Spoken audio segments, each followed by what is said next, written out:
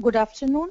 A very warm good afternoon to all of you. Hi, as Deblina just introduced me, I am Shuchika Agarwal, and we are going to spend the next 2 hours understanding interpersonal skills, or in more common language known as people skill. So without wasting any time, let's begin. So talking about effective interpersonal skills, and I believe that they are anyone's gateway to a successful personal and professional life. How? Let's take a look. So as she told in my introduction, I am an image consultant. I deal with working on imageries day in, day out. And the very basic steps of starting or building up on an image is first impressions. In today's extremely competitive scenario, all we have is one single chance. We have one chance, to leave a lasting impression on others. Then it might be personal or professional. Creating and leaving desired first impression is the need of the hour because in this competitive world, we'll not get a second look, a second chance. So creating appropriate imagery is the bridge which will let you fill the gap between your current role and your desired goals.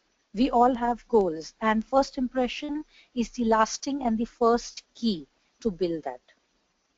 Coming into how do we create lasting first impressions? What is the mantra that works? It's an interesting mix of appropriate and authentic dressing. When I say appropriate to the scenario, appropriate to your office, to your workplace, to your personality. Etiquette, grooming, and hygiene. Something that is pleasing to the eye, something that attracts and appeals. Etiquette and mannerism. Good mannerism opens doors, which great education can't. And last and the foremost, correct and powerful communication. And this is where our interpersonal skills come into picture. No form of communication, whether verbal or non-verbal, is complete without interpersonal skills. Now that we're discussing so much about interpersonal skills, what is interpersonal skill? What do we mean by interpersonal skills? The set of abilities enabling a person to interact positively and work effectively with others. These skills include several areas of communication, delegation of tasks, leadership, etc. In more simpler words, interpersonal skills are life skills. They are skills that we use in our day-to-day life to communicate and interact with other people, both individually, in small groups, large groups, and a bigger setting. So quickly, let's go through what I'll be taking you through in the next 2 hours. And I hope that this would have been an interactive session, so I could have taken feedback and added or deleted. But since it's a one-side communication from my end, I thought this is what is more than enough for any one of us to get a detailed idea of what we mean by interpersonal skills. So understanding the definition of interpersonal skills, which we just did, listing various interpersonal skills as to what are the different interpersonal skills, understanding interpersonal relationship, interpersonal behavior, and psychological contracts, understanding life positions, what are strokes and their importance. Then we'll move on to the barriers which are usually there, which hampers your interpersonal skills, and quick tips and tricks to improve interpersonal skills. Followed by this, we'll be open for questions. Coming to a list of interpersonal skills. So like I mentioned earlier, interpersonal skills are nothing but life skills that we use in our day-to-day lives. What life skills am I talking about? Verbal communication. How we say it, what do we say? The vocabulary, the words we use is what forms our verbal communication. Non-verbal communication. What we communicate without words. This forms your body language, your tone, your pitch, your gestures, facial expressions. Listening skills. So listening happens at 3 levels. It's cosmetic listening, active listening, and deep listening. It's very sad to know that in today's world, most of us listen only to reply. which is at the level of cosmetic listening.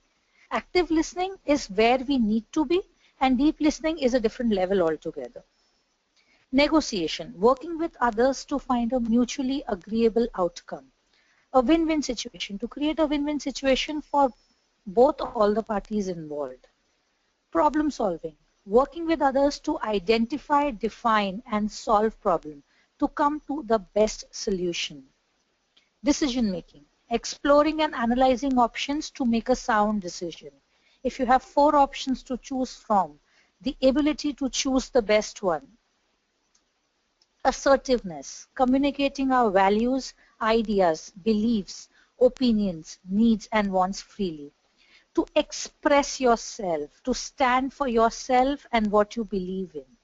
There are several others, of course, that we can add to the list: goal setting, leadership, but these are the most common and the most important ones that are needed by us in our personal and professional life. Today, we'll focus more on the professional life, because if we master the art of good interpersonal skills in our professional life, success is not far away. Now let's understand the interpersonal relationship chart. Okay, when we talk about affiliations, it's a place where you meet people.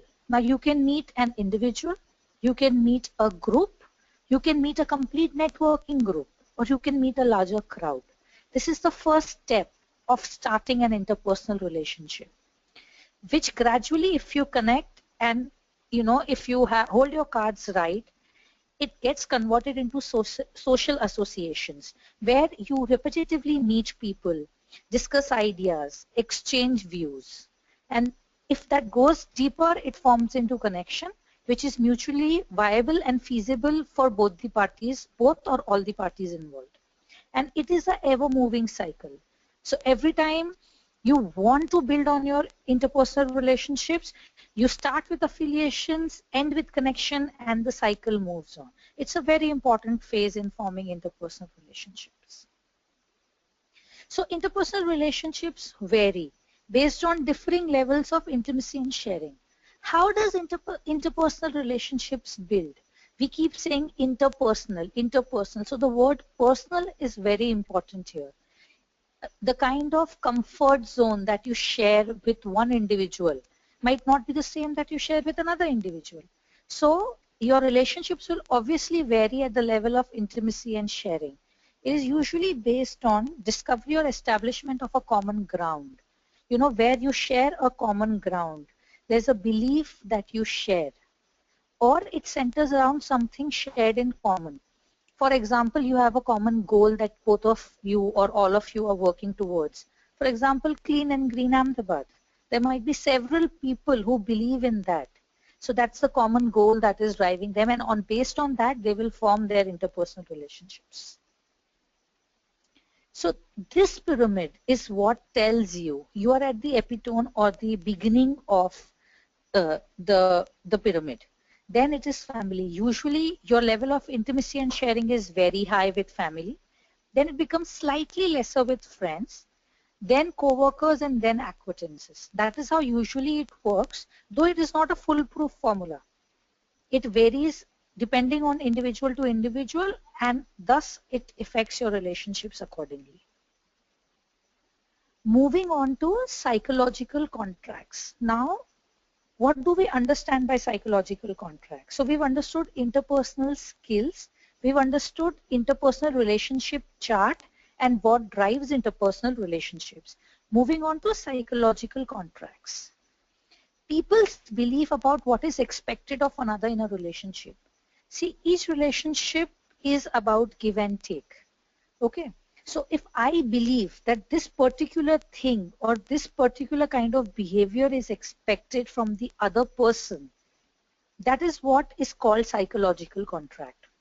Now there are 2 types of psychological contract. There's transactional and relational. Transactional, as the name suggests, is based on strict confined transactions. Its purpose is mainly economic. Whereas relational is more about people, more about give and take, more about values and beliefs.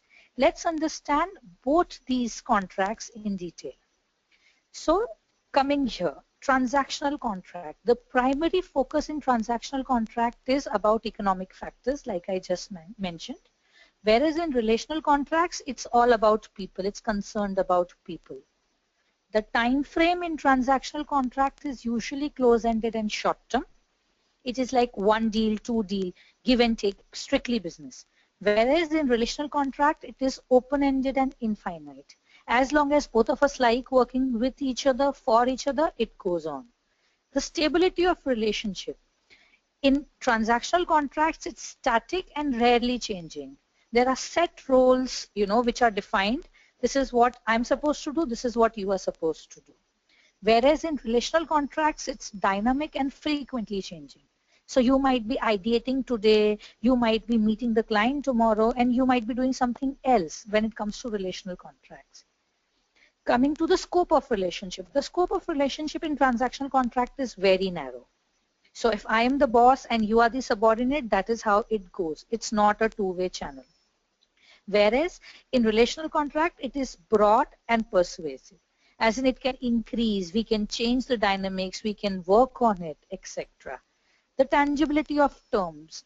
Transactional contract is very well defined. Everything is on the dotted line and you are expected to behave a particular way. Whereas in relational contracts, it's highly subjective. The open door policy is a classic example of the same. So understanding these psychological contracts will help us build our interpersonal relationships accordingly. Where should we have transactional contracts and where we should have relational contracts? On the foresight, it might look that transactional contracts is, very rigid and very staunch, but then there are areas where transactional contracts are needed. So now moving to interpersonal behavior. So we've discussed interpersonal skills. Now let's understand, what do we mean by interpersonal behavior? In one simple line, it is the art of working with and against each other. It's not always necessary that you need to work with people. There are times when you have to work against the tide. So interpersonal behavior is all about working with and against each other, but in a cordial way. Let's understand the definition. Interpersonal behavior is the behavior and action that are present in all human relationships, whether personal, professional, or on acquaintances basis. It's a strong bond between two or more people. That is what interpersonal relationship is. Interpersonal behavior is. Let's understand the interpersonal behavior on a graph. Now, can you see that we have two ends to a graph? There is one side which is working with others and there is one side which is working against each other. Okay, when you want to work with others, there is a pro-social behavior box. Okay, and on the extreme end is the deviant organizational behavior. What is pro-social? Pro-social is where I'm social. I want to reach out to people. I'm helping. It's an organized, valued human behavior. Whereas when it comes to deviant organizational behavior, it is aggression.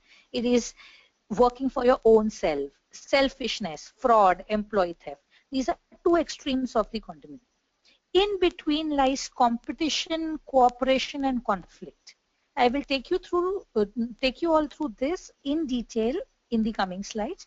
But see, so between pro-social and deviant, there is competition, there is cooperation, and conflict. This is what the interpersonal behavior chart looks like. Now you have to decide as per your relationship, where do you want to fall? None of them is good, none of them is bad. It is just two extremes of a graph. Moving on, like I said, let's understand cooperation, competition, and the third and the most important factor in any interpersonal relationship, trust. I will take you through that in the following slides. Cooperation and competition. A pattern of behavior in which assistance is mutual and two or more individual groups or organizations work together towards shared goal for their mutual benefit. So let's understand the key words here.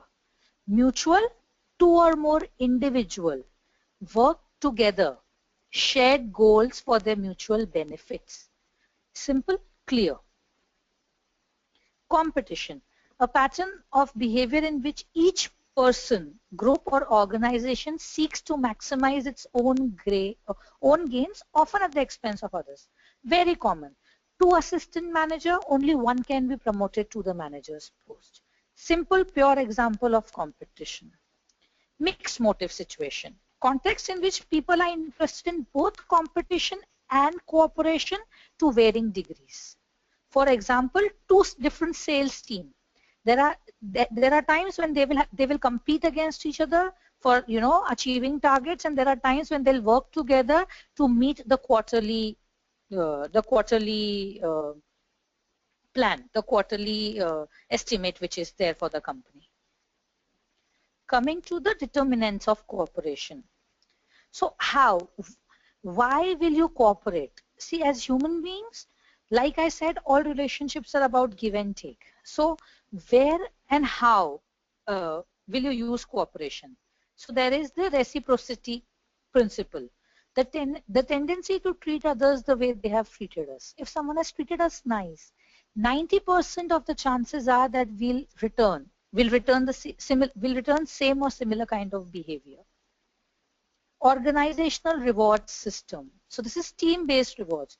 Organizational reward system in which at least a portion of an individual's compensation is based on the performance of his or her team. Classic example. So this is your fixed salary and this is your variable component. And your variable component is based on how the company or the team performs at the end of the quarter.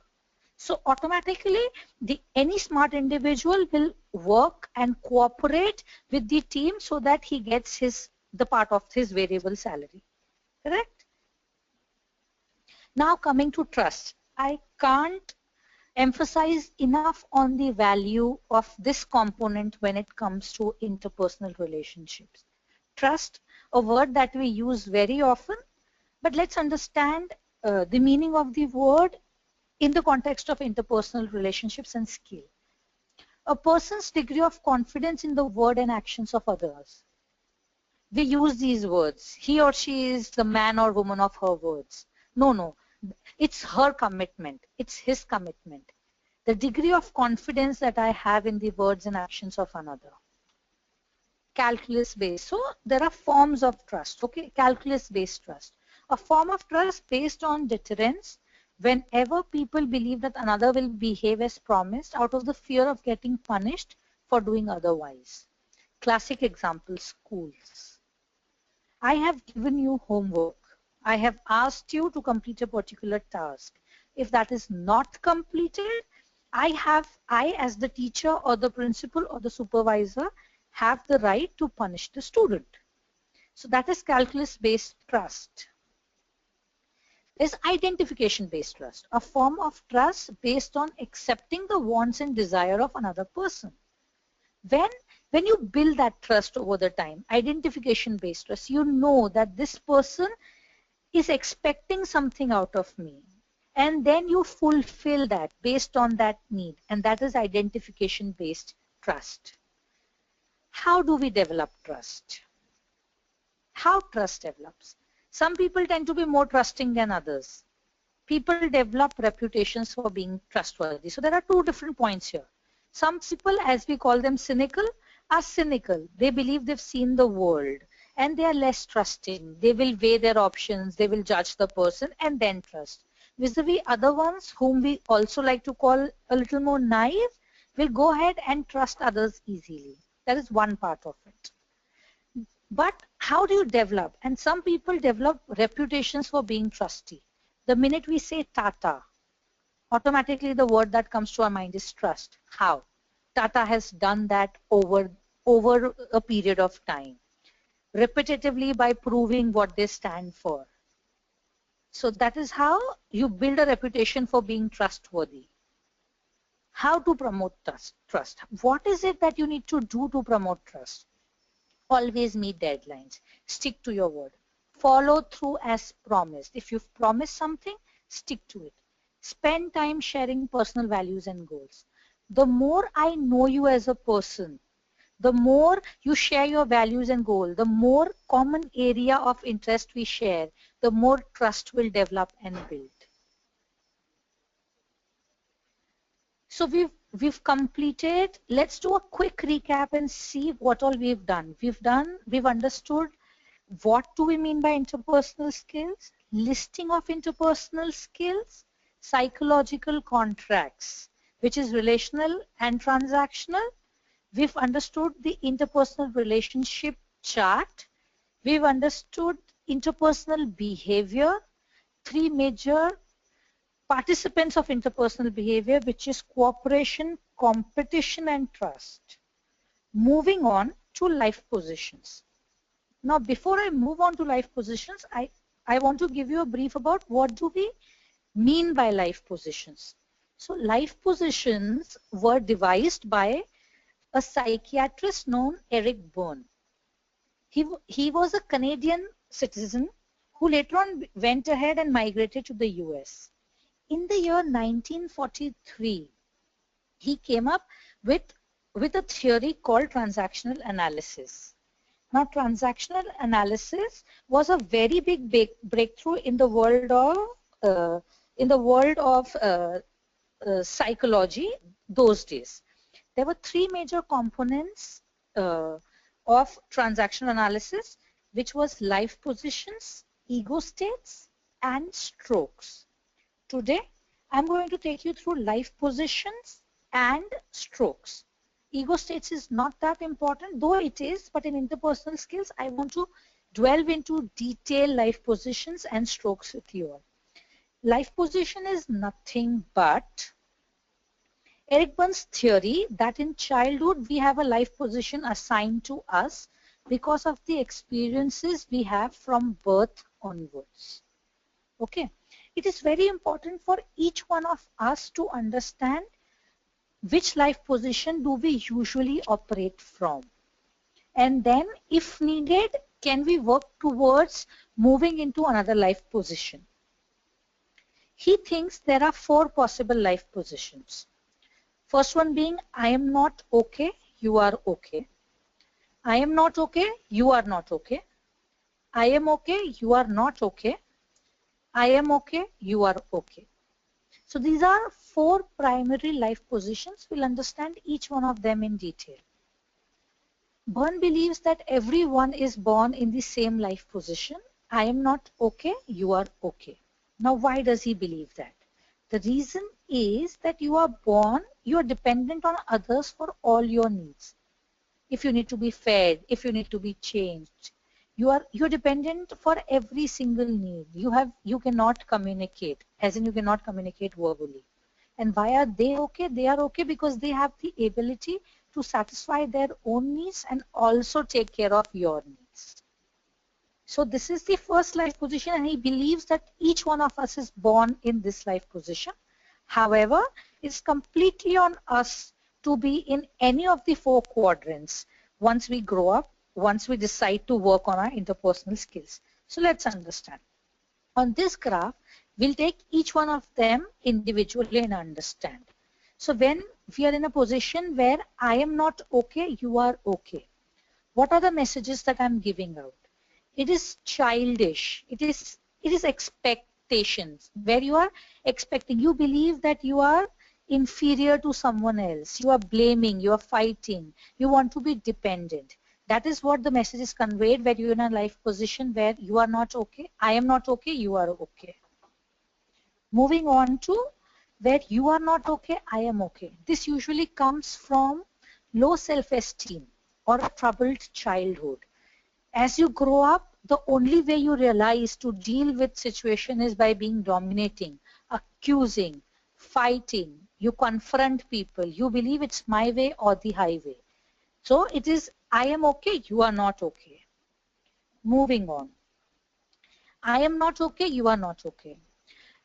Psychiatrists believe that this is partly bordering people who are depressed, clinically depressed, or need mental help. These kind of people are usually destructive. They are self-defeating. They do not have hope left. They are disturbed. They are perpetually in a depressed state, and this depression can lead further to some serious mental disorder and further up to killing themselves or others. It's a very depressed and a very alarming situation to be in, where a person believes nothing around is okay. That is why the person is in a state, I am not okay, you are not okay. Moving on to I am okay, you are okay. It's a very adult, mature mind state to be in, where you believe that I want to take the effort to understand the other person's point of view. I want to collaborate. I want to create win-win situations. That is where you come into the quadrant, I am okay, you are not okay. So a quick recap. You are okay, I am okay is one quadrant. When we discuss, it is adult, understanding, and mature. I am okay, you are not okay, usually from a troubled childhood where you have very low self-esteem, but to overcome that, you have a defensive guard up. There is a you are okay, I am not okay, which is childish, sensory, the kind of position where we are usually born, where we believe we are helpless, we cannot do anything for ourselves and others. And the last and the most alarming situation to be in, I am not okay, you are not okay. So, as such, there are no ideal life positions, but if you have to get into, like we're discussing, interpersonal relationships and interpersonal skills, what would be the ideal life position? I'm sure all of you have guessed it, but let's take it in detail. So Burns says the ideal life position to reach is I am okay, you are okay. Where you are in a position to satisfy your own needs and are happy that others can satisfy and cater to their own needs. However, some people don't progress to this happy state. Why? They usually get stuck either in I am not okay, you are not okay, which is the very alarming state where they've lost all hope, or they are in the I am okay, you are not okay, again operating from a low self-esteem. And why does this happen? He says this happens because of the wrong kind of experiences in childhood, which result in either very low self-esteem. Okay, there's other part also to the picture, which is you might have too high self-esteem, where you believe that I'm too good to be true, where I am capable of taking care of everything. I do not need others. I am self-sufficient. That is also a problem which will keep you stuck in the I am okay, you are not okay quadrant and not let you move to I am okay, you are okay. Now let's see how is this helpful. Now that we've understood life positions, let's relate them to our professional environment. Why is it important? So if you understand, what are the characteristics an employee will display in each life positions, let's understand. Okay. If the employee is in an I am okay, you are okay quadrant, how? They will communicate openly, they will accept delegation readily, they develop independently and learn willingly. So they have the zeal to develop, to grow, and that is why they learn willingly. How do they handle disagreement? By seeking clarification and deriving at mutual resolution. Okay, how do they approach solving problems? By consulting others and trusting himself, trust and faith in my capabilities. How do they spend their time? By taking necessary action and working on their productivity. Is moved to act on assignment. So why, what is the trigger that pushes an employee who is in I am okay, you are okay quadrant? So it is on assignments. If there is assignments, or that person will willingly take initiative. How does he or she feel towards other? Equal. I am an individual, you are an individual. You respect me, I respect you. So now how will an employee who is in I am not okay, you are okay quadrant react? How will they communicate? Defensively and self-depreciating. They will always make statements to pull themselves and show themselves down. How do they accept delegation? Timidly, because they do not have enough faith in themselves. How do they develop? Very slowly and gradually.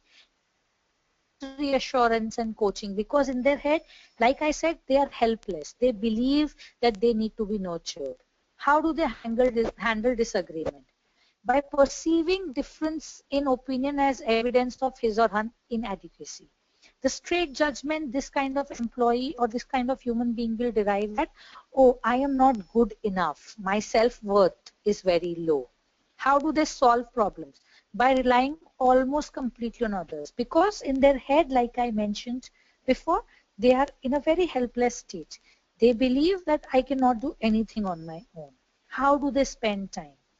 Brooding, overcompensating. So there is this innate need within them to please others. So what will they do? Overcompensate, try to please, be very good to people when it is not necessary. When is that person moved to act? Either by praise, lot of encouragement, or by strict abomination, where I say that this is what you need to do or else. And and how do they feel towards others? So obviously they feel that I'm very inferior to the other person or to everyone around. Now moving to the other extreme where the person is, I am okay, you are not okay. How does this person communicate? Defensively, aggressively, my point, my way. How do they accept delegation? By procrastination, bickering and bargaining. Why do you need to delegate? Like I said, they believe they are too good. They do not need delegation. They are in charge. They want to be in charge. How do they develop? With great difficulty. A person who believes that I am too good to be true, learning is blocked. How do they handle disagreement? By placing blame on others. Because in their head, they can't go wrong. How do they solve problem? By rejecting others' ideas. Because they believe what I have suggested is the best. Because the learning is blocked, they're not open enough to listen to others and work. They do not believe in cooperation. How do they spend time? Posting their own ego, provoking others, playing prosecutor. When are they moved to act? So when forced or under, very strict hierarchy where this is the instructions and you need to follow it.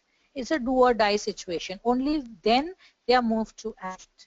And how do they feel towards others? Obviously superior. Now coming to the fourth quadrant, I am not okay, you are not okay. How do they communicate? They have great hostility and abruptly. They will talk, they will stop. You can see that something is wrong with them. How do they accept delegation? By trying to beg off, delegating upward, unwilling to accept responsibility. Like I said, there's no zeal left. They do not believe that anyone can do any good. So they'll try to brush off, they'll try to ward off everything unless they have no option left. How do they develop? With difficulty. They withdraw and repeat errors. They'll keep doing the same thing over and over again, the same mistakes over and over again. How do they handle disagreement? By escalating the conflict involving a third party. So what they do is the minute they get a third party, they will escalate and make a big scene out of it. That is how they handle disagreement. How do they solve problems? By succumbing to problems. Like, yeah, of course, this is what my destiny is, my fate is. This is what was bound to happen. You are not okay, I am not okay. Nothing is right in this situation. So how do they spend time? Withdrawing, playing a variety of games. So they'll withdraw, they will try to while away time, they will try to sit and ponder. How are they moved to act? It is either by threats or when it is a do or die situation. And why? What do they feel towards others? They feel depressed, despondent, and alienated. That is how they feel. They feel nothing is working for them.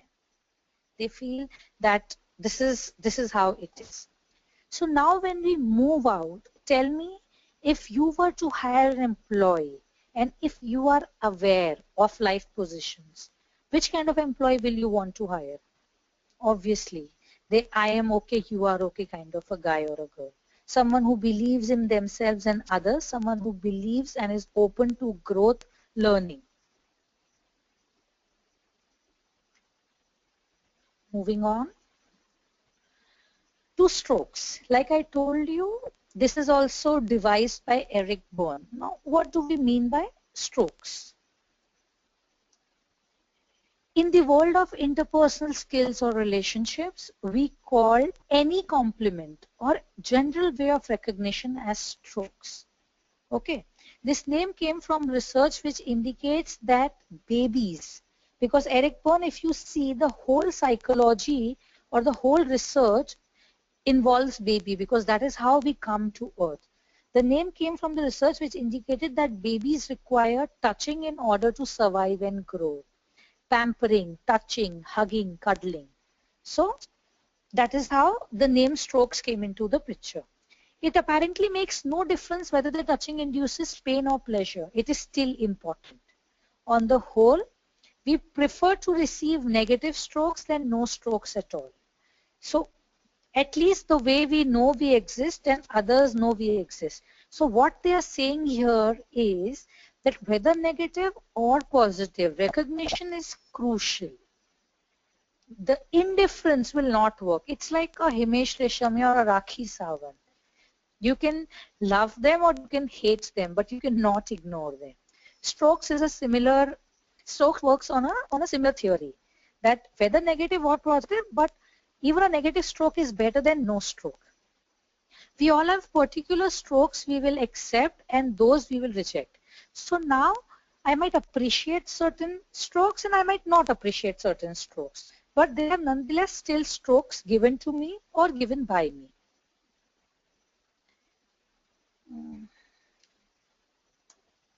So for example, if we have been told we are clever and our brother is creative, then we are likely to accept the stroke for being clever and not for being creative.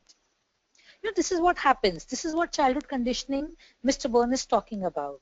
You know, if since childhood I have been told, oh no, you are very good. You are very good at theoretical subjects. You are very good at mugging and writing, but you're not very good at mathematics. So if I do extremely well in mathematics, once I grow up to a certain age, and if someone tries to compliment me on it, I will accept that compliment with great difficulty or skepticism, because that is how my childhood conditioning has been. You know, I have always been told that I'm good at theoretical subjects. Acha, I can do well in mathematics also. That comes with difficulty and skepticism. From this frame of reference, only one person in the family can be creative one, and so on. Like I said, the family conditionings. It is likely that the great variety of stroke needs and styles present in the world results from difference in wealth, cultural values, and methods of parenting. So understanding how strokes evolved and how they came into the picture, what he's trying to explain us here is that strokes are all about our conditioning. It is like I hail from a different cultural value where it is okay to praise daughters or daughter-in-laws freely and openly. Whereas someone comes from a cultural value where they don't show their affection so openly and freely. It's a constrained environment.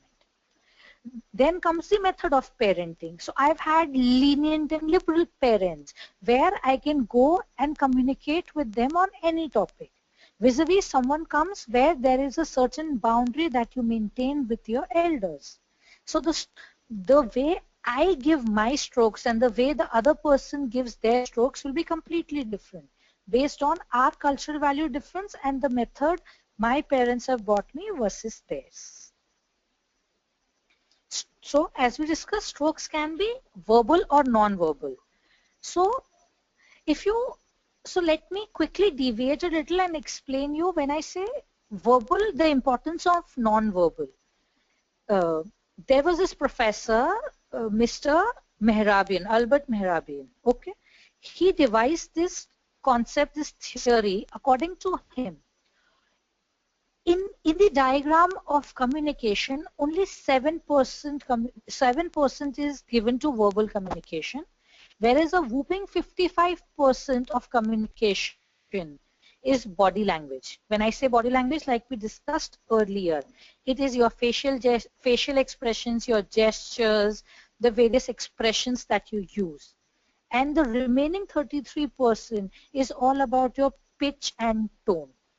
So that is why I am emphasizing on the non-verbal part so much. The importance that we place on the verbal communication, the vocabulary, the kind of words, that is a mere 7%. So even when you are not talking, you are still communicating. So coming back, that is why strokes can be verbal or non-verbal, conditional or non-conditional, positive or negative. A stroke is a unit of recognition like we discussed. So for example, what do I mean by non-verbal? Let's elaborate. You walk down the street and see your neighbor. You pass your smile and say hello. They smile and say, you have a great day. That's a positive stroke you've given and received. Because you smiled and said hello, they smiled and said you have a great day. That's a positive stroke mutually between both the parties involved. If your neighbor ignored you and then you felt left out or deprived or wonder what you've done to offend them. So what has happened is, here there is complete indifference. You said hello, so you gave a positive stroke, but there was no response. Your neighbor completely ignored. There was no positive, neither negative response. Visual. So any transaction in an exchange of strokes, this may be entirely non-verbal. Now take an example where you said hello and your neighbor just raised their hand or waved. That is still a very much positive stroke. They replied to your hello, just not verbally. So that is an entirely non-verbal stroke from their end. Now coming to a positive and negative stroke. So the receiver experiences it as being pleasant. So whatever makes me feels good, whatever is pleasant to my ears, eyes, is a positive stroke. Negative strokes, the receiver experiences it as being painful. But nonetheless, it is still a stroke. For example, if your neighbor replied, it was a nice day until I saw you. That's a classic example of a negative stroke. But like we discussed, any kind of stroke is still better. At least you exist. So what? The person has made their dislike towards you very evident and clear. But at least they are acknowledging your presence, which is what Mr. Eric Burns' theory believes in. Conditional and unconditional. So conditional strokes relate to what you do. So there are conditions involved, when conditional strokes are given. That was a good piece of work.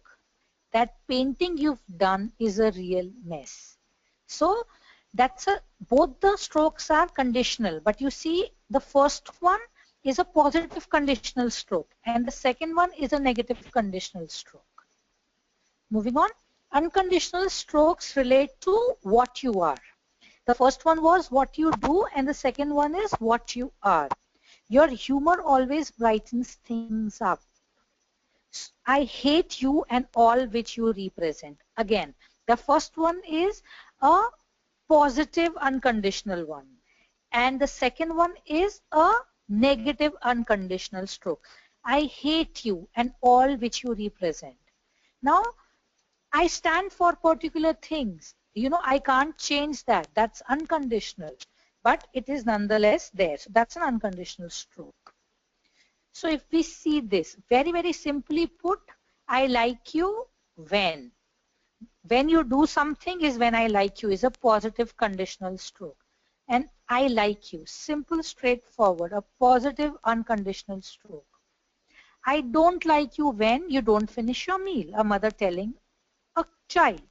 It's a conditional negative stroke, whereas I don't like you. One individual telling another, a negative unconditional stroke. So I hope we are clear with strokes. Quickly revising, strokes is any form of recognition. So a negative stroke is better than no stroke at all, and strokes can be divided in three major categories: verbal, non-verbal, conditional, non-conditional, conditional, unconditional, positive, negative. So now relating strokes to our interpersonal skills. If we know the importance of strokes and if we start using them correctly to our advantage, they can go a long way in enhancing our interpersonal skills. Moving on to barriers of effective interpersonal skills. So can you see the images? Can you make out something from it? You know, I've written bad attitude, language barrier, and there is a comparison happening on an angry smiley, in the angry smiley's hand. So let's quickly go through the most common barriers that people face in their day-to-day life when it comes to interpersonal skills. So language incompatibility. Imagine if someone who's traveling to Japan or China without having any knowledge of the local lingo or language. That's a classic example to effective interpersonal skills. I mean well, I want to communicate a great deal, but what I mean in my sign language might mean completely different in their cultural nuances. So language incompatibility. Unclear and ambiguous messages. Let's connect. A classic example. Unclear and ambiguous messages. Let's connect. When, where, for what. Hidden agendas and ulterior motives. The corporate, classically that happens in corporate scenarios where each one is working on their particular agendas and motives. Each one has their plate to fill. That is where good and effective interpersonal skills and interpersonal relationships will never develop. Unfair comparisons, comparing an intern to a senior manager. Wrong, unethical, not called for. Wrong timing. So there's a classic importance of timing. If you liked something that someone has done, appreciate it while the act is still fresh. Appreciation sorry, appreciation after a lot of time has gone is of no use. Stereotyping. This is again that we do very often. Oh, he or she comes from this kind of background. Oh, so of course they will behave like this. Oh, too many tattoos must be wild. Oh, too much of makeup must be again a party animal. Stereotyping. We need to break those shackles and look and think and give that other person to prove his or her mantle. Negative attitude. Cynical. Everything that is happening is wrong. No, this is not correct. The usage of the word not, no, too much is what reflects negative attitude. Not open to listening, not open to understanding. So these are very common barriers that affect our interpersonal skills. Coming to the last slide where we'll talk about tips to effective interpersonal skills. Now these are very little things which all of us know, but because of our daily rush, because of our own thought webs, we tend to ignore them. It is simple and easy to follow them. Focus on interest rather than position. So if we zoom out a little and see that both and more of the parties involved are working on a common interest. You and I, we both want the same thing. It's just that I am taking a different stance and you are taking a different stance.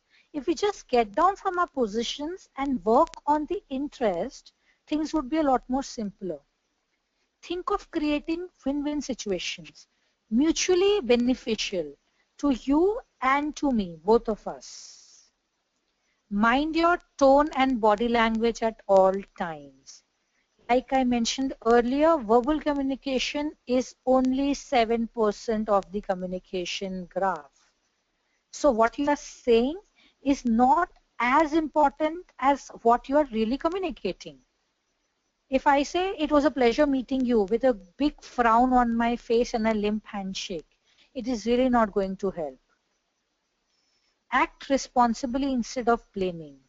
The classic blame game. No, it was not my fault. No, it went wrong because the other person refused to listen to me or act with me. Instead, the minute we start accepting it as our responsibility, things will become easier. Another very, very important point, maintain transparency. Avoid hidden agendas. When you share your goals, value and aspiration with the other person, in most of the cases, the other person is likely to do so. And once you both are in that happy space, interpersonal behavior and skills will flourish and develop like none other. Be honest and sincere in appreciation. If you like something that someone has done, please go right ahead and appreciate. But please be honest in your appreciation. The other person is not a fool. Be open to feedback. So some of the people take it very, very critically if they are given feedback. Be open to feedback. Now it might be positive feedback or a negative feedback. It's like a stroke. Be a good and patient listener. I cannot emphasize enough on the importance of listening.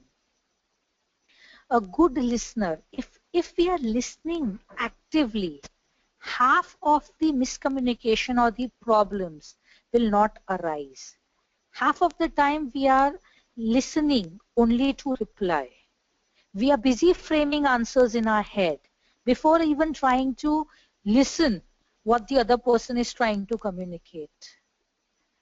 Last and the most important one is honor your word and commitment, because this is one and the only key to develop trust. If you stick to your word and your commitment, people will start trusting you, and trust is the first step to building good interpersonal relationship. So I hope we've discussed mostly everything, and you've understood what all I wanted to communicate, and this has given you uh, a clear perspective as to how can we work on improving our interpersonal skills. At this point in time, I would really like to thank IWN and CII for giving me this opportunity to share my knowledge bank with all of you there. I so wish this session could have been a little more interactive, where I could have heard and uh, heard your feedback, or taken questions in between, but nonetheless we'll do that. And if you have any further queries about interpersonal skills or anything related to communication, you can contact me either through IWN, or these are my contact details that I would like to share with you all. You can drop in an email or give me a call. I'm always a phone call or an email away. Or there's always IWN that you can get in touch with me via them. So